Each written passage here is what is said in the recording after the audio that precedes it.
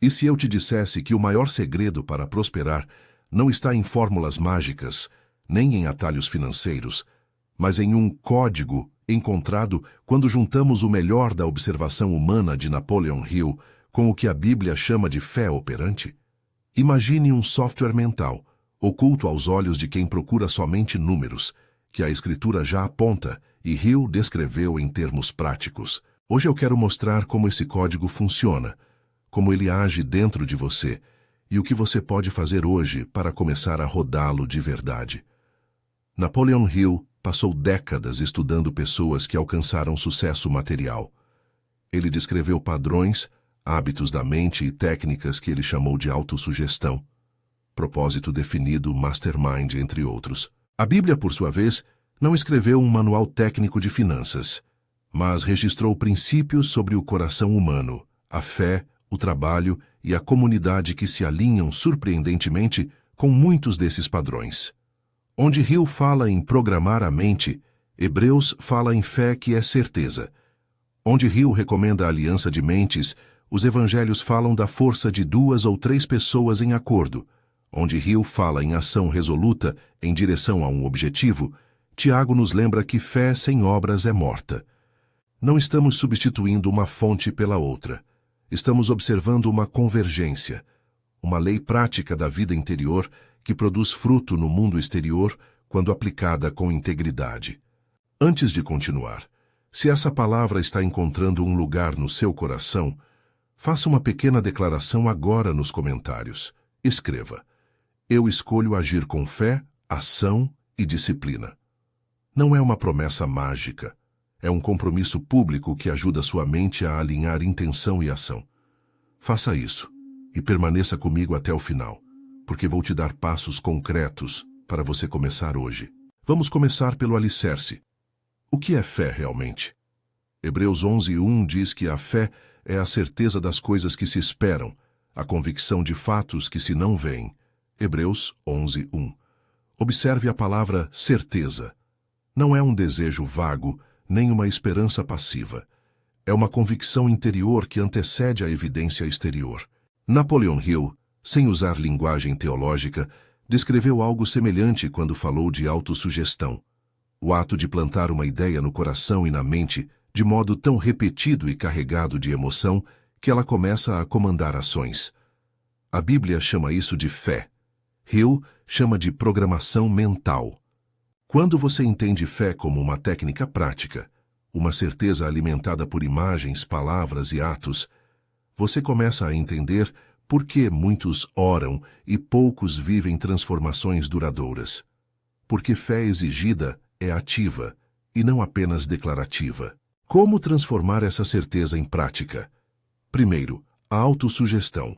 Escreva o seu propósito em linguagem positiva e específica, leia-o com emoção, visualize o resultado e repita diariamente. A repetição cria um hábito mental, a emoção imprime motivação, a especificidade aciona decisões práticas. Não é místico, é fisiologia da atenção. Aquilo em que você foca, você começa a ver oportunidades para realizar.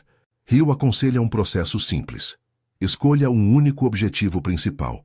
Encontre razões fortes para alcançá-lo e repita essa intenção diariamente, até que o plano mental comece a produzir ideias práticas. A Bíblia nos lembra que a mente e o coração governam a vida. Provérbios. Em vez de ressentir a fé como algo passivo, use-a como ferramenta para criar clareza interna que conduza à ação deliberada. Mas atenção, fé sem ação é morte. Tiago é direto. A fé sem obras é morta. Tiago 2,17. A parábola dos talentos em Mateus 25 ilustra isso de maneira prática. O dono confia algo aos seus servos. Alguns investem, outros enterram. Aquele que enterrou seu talento foi chamado de inútil. Não por ter medo, mas por não agir. Aqui a lição é clara. A fé que transforma sempre inclui movimento. Napoleon Hill chama isso de planejamento organizado. Não apenas sonhar, mas construir um mapa com passos concretos. Essa combinação de intenção, fé e execução, obras, é a chave que abre portas. Escrever seu propósito não é um exercício espiritual isolado. É o primeiro passo para desenhar um plano de ação mensurável. Para que a ação gere resultado consistente, existe um terceiro cilindro que não pode faltar: disciplina. Paulo usa a ideia do atleta para falar de disciplina espiritual e de vida. Não sabeis que os que correm no estádio, todos correm, mas só um leva o prêmio? Correi de tal maneira que o alcanceis, e ele fala de dominar o corpo. 1 Coríntios 9, 24, 27. Disciplina é o motor que mantém a prática quando o entusiasmo inicial passa. Pense num motor de 3 cilindros: fé, ação e disciplina. Se um cilindro falhar, o motor perde potência. A disciplina transforma a prática esporádica em rotina sustentável. Ela é pouco romântica, mas é o que diferencia projetos que ficam no papel de projetos que se tornam patrimônio. Como construir disciplina? Comece pequeno e mensurável. Hill recomenda blocos de trabalho com foco e revisão diária. Eu sugiro 3 micro-hábitos que juntos formam uma base sólida. Primeiro, 5 a 10 minutos pela manhã de autossugestão. Leia seu propósito em voz alta. Visualize com emoção e sinta a convicção. Segundo, um bloco diário de 30 minutos de ação não negociável, voltado ao seu objetivo principal. Terceiro, revisão noturna de 5 minutos. O que avançou, o que aprendeu, o que ajustar. Ao repetir isso por 21 a 66 dias, você cria uma base de hábito que torna consistente o casamento entre fé e obras. Há um inimigo que tenta sabotar esse processo: o medo. A Escritura não ignora esse problema.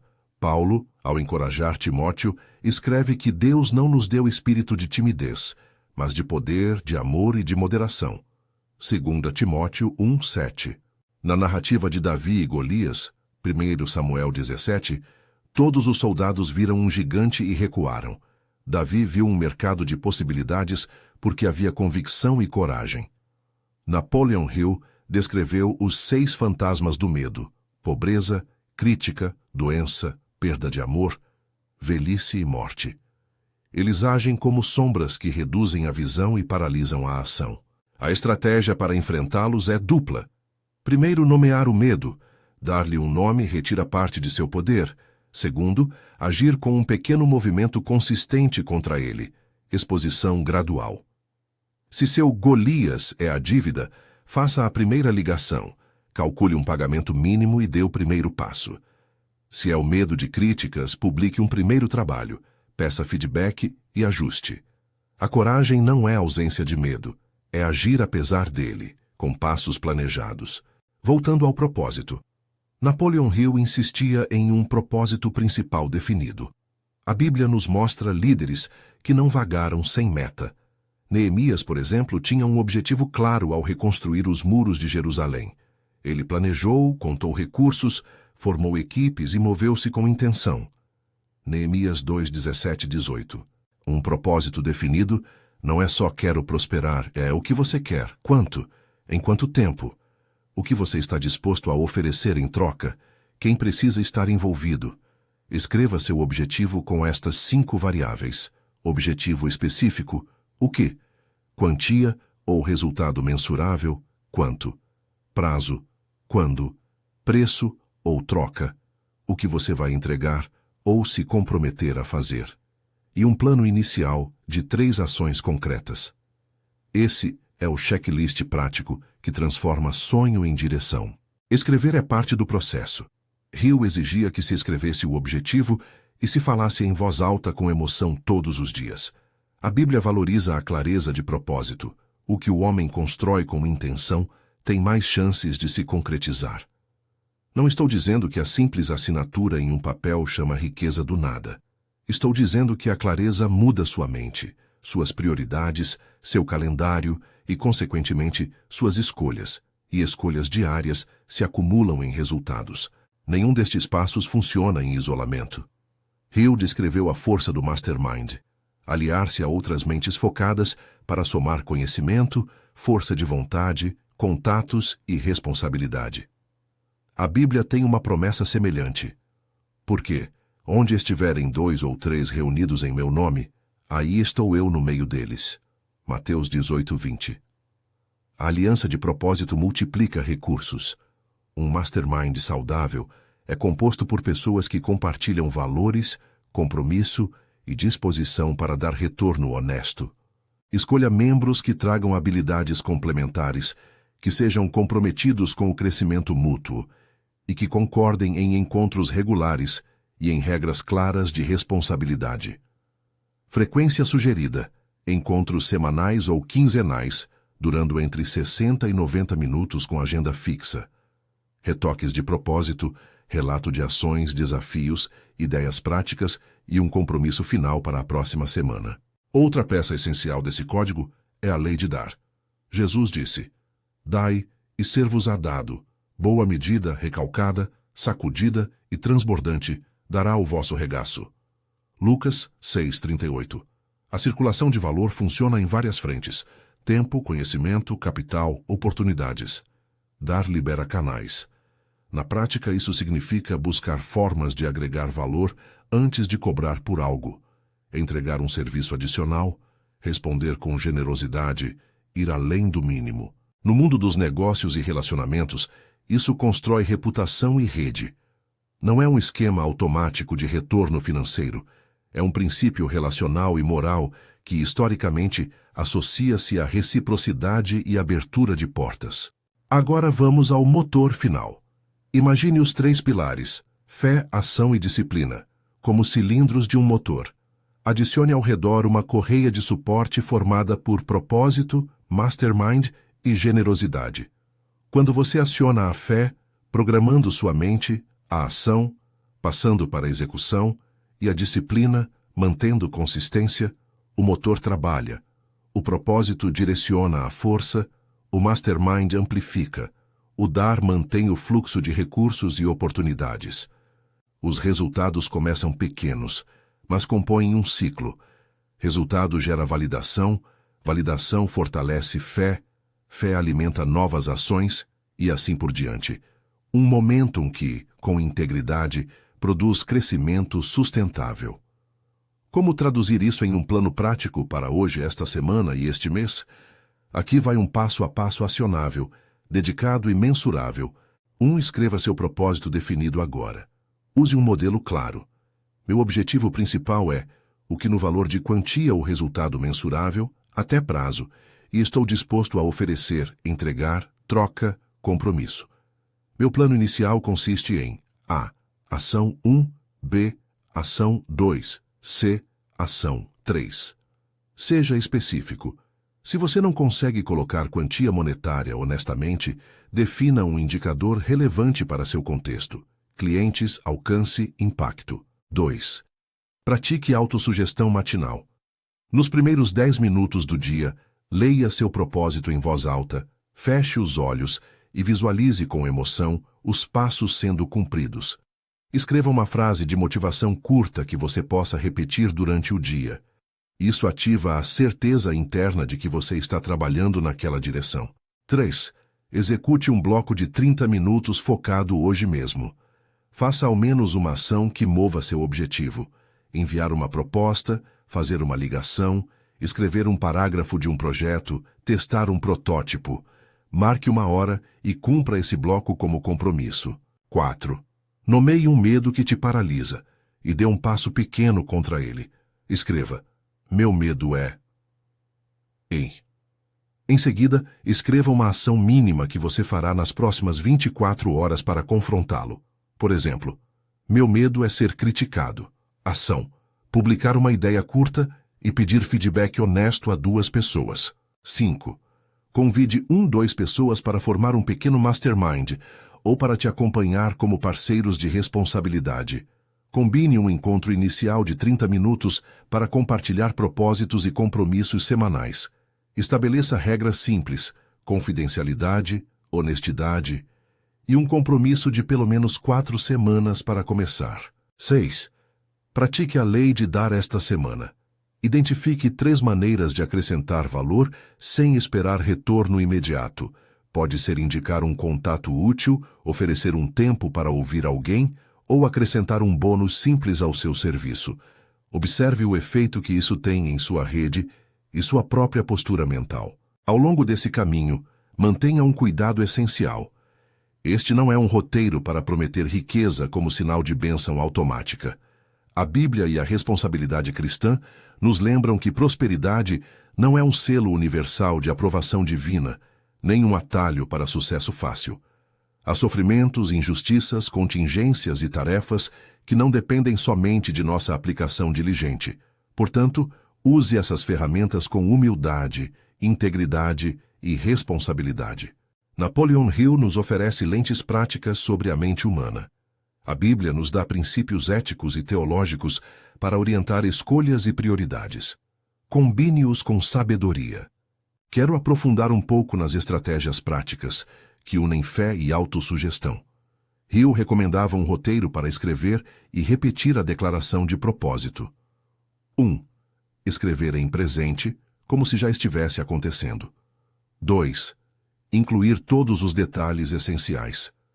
3. Ler em voz alta em momentos de emoção, manhã e noite. 4. Sentir a resposta emocional como se já fosse realidade.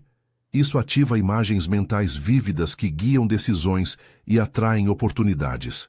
Na linguagem bíblica, seria similar a cultivar uma convicção que gera obras. Quando você repete com emoção e ato, suas prioridades mudam. Você passa a ver portas que antes não via. Use imagens concretas. Se eu digo plante a semente, não estou sendo apenas poético. Pense numa semente no solo. Ela precisa de solo fértil, oração e convicção, água diária, ações repetidas, exposição controlada, posição humilde para aprender e tempo. A semente cresce lentamente, até que um dia rompe a superfície. Muitas pessoas voltam ao ponto inicial porque esperavam um crescimento instantâneo. A disciplina é o tempo e a rotina que permitem que a semente vença o ciclo antes de frutificar. Agora, um exercício de visualização prático que você pode fazer hoje.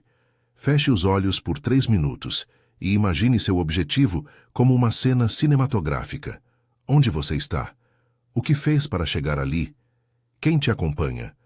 Qual é a primeira ação que está cumprindo naquele cenário? Ao abrir os olhos, escreva a primeira ação concreta que te aproxima dessa cena e faça-a nas próximas 24 horas. Isso é autossugestão aplicada à execução. Não é fantasia vazia, é alinhamento entre imagem e comportamento. Sobre o medo, volte à lista dos 6 fantasmas de Hill. Identifique qual fantasma mais te assombra. Se for medo da pobreza, estabeleça um plano de emergência financeiro, mesmo que pequeno, que te dê agência. Se for medo da crítica, pratique a exposição gradual. Publique um texto curto. Dê uma palestra de 5 minutos. Peça feedback. Nomear o medo é um ato de poder. Agir sobre ele, mesmo modestamente, é o que dissolve sua tirania. Quero também comentar sobre integridade no processo. Muitos métodos de autodesenvolvimento podem se tornar meramente utilitários se perderem de vista valores éticos. A Bíblia é clara: meios contam. A busca por prosperidade não justifica engano, exploração ou manipulação. Use a autossugestão para formar caráter, não apenas para burlar mercado. A reputação é um ativo incalculável. Prosperidade construída sobre integridade tende a durar. A construída sobre atalhos frequentemente desmorona. Ainda sobre o mastermind, estabeleça papéis simples. Um pode ser facilitador, outro contador de progresso, outro recurso técnico. Em cada encontro, peça que cada membro compartilhe. 1. Resultado da ação acordada. 2. Principal aprendizado. 3. Compromisso para a próxima semana. Isso cria um ciclo de responsabilidade e aprendizado que acelera o processo. Se você ainda não tem pessoas para formar um grupo, comece com 2, um amigo de confiança e alguém que tenha habilidades complementares. A qualidade do grupo conta mais que o número. Na prática, as métricas importam. Se você busca prosperidade no sentido de negócio, não foque só em dinheiro. Foque em indicadores que você pode controlar. Número de propostas enviadas, horas dedicadas à criação de produtos, contatos feitos, apresentação pública realizada. Esses números geram feedback imediato e alimentam o motor de fé. ação, resultado. Chegamos ao clímax deste código. A transformação acontece quando você decide aplicar o ciclo adiante, dia após dia. Fé programada, ação planejada, disciplina mantida, propósito claro, mastermind funcionando, atitude de generosidade ativa. A Bíblia nos lembra da sabedoria prática. Guarda o teu coração com toda a diligência, porque dele procedem as fontes da vida. Provérbios 4:23. A mente e o coração são fontes que dirigem a ação. Napoleon Hill diria: controle o software mental. A vida externa se reorganizará ao redor desse software. Para fechar, quero te entregar um conjunto simples de tarefas para hoje, a fim de transformar intenção em movimento. 1. Escreva o seu propósito principal definido, seguindo o modelo que sugeri. Seja específico. Coloque no papel agora. 2. Execute um bloco de 30 minutos focado no objetivo. Não adie. Marque no seu calendário e cumpra-o. 3. Nomeie um medo que tem te travado e escreva a ação de enfrentamento nas próximas 24 horas. 4. Convide 2 pessoas para iniciar um mastermind simples com você. Marque uma reunião de 30 minutos esta semana. 5. Pratique a lei de dar. Faça hoje um gesto de valor sem expectativa de retorno. Quando tiver feito isso, volte aqui e compartilhe nos comentários a sua primeira linha do propósito, ou escreva feito, junto com um breve comentário sobre o primeiro passo que você tomou. Lembre-se, este é um chamado à responsabilidade, não a promessa de resultados automáticos. Este é o código oculto que a Bíblia e Hill, por caminhos diferentes, apontam. A transformação começa dentro. O mundo responde àquele que age com clareza, consistência e integridade. Antes de encerrar, uma última palavra sobre paciência justa. Aplicar este código não é garantia de ausência de luta. Haverá dias de retrocesso, imprevistos e aprendizagem dura. Por isso, celebre pequenas vitórias e ajuste rotas com humildade. A fé prática não exige inocência, exige perseverança. Se você realmente quer transformar sua vida, comece agora. Escreva, haja, forme uma aliança. Teste o motor de 3 cilindros na sua rotina. E se você quiser compartilhar o seu compromisso público, escreva nos comentários. Eu escolho agir com fé, ação e disciplina. Faça isso agora e depois volte para cumprir os passos que coloquei aqui. Que essa mensagem te encontre com coragem e clareza. Use esses princípios com sabedoria, coloque mãos à obra e permita que a fé, convertida em obra disciplinada e comunitária, gere aquilo que a vida tem para oferecer quando bem administrada. Não procure promessas fáceis, trabalhe com integridade. O código oculto existe. É um chamado para alinhar coração, mente e mãos. Aceite o desafio, comece hoje e convide outros para caminhar com você.